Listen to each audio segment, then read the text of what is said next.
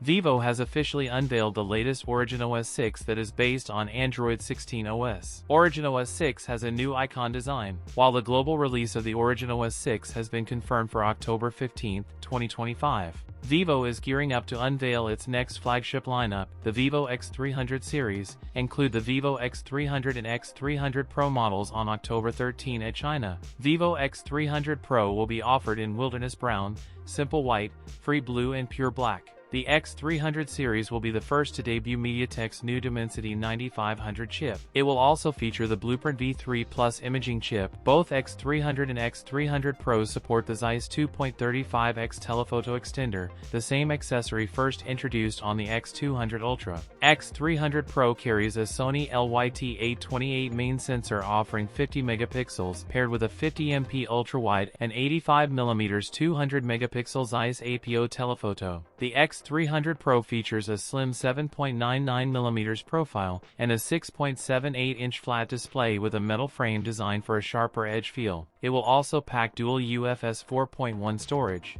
The Vivo X300 Pro will have a large 7000 mAh battery. That's it for today's video. If you enjoyed it, don't forget to like, comment, and subscribe for more content. Thanks for watching, and I'll see you in the next one.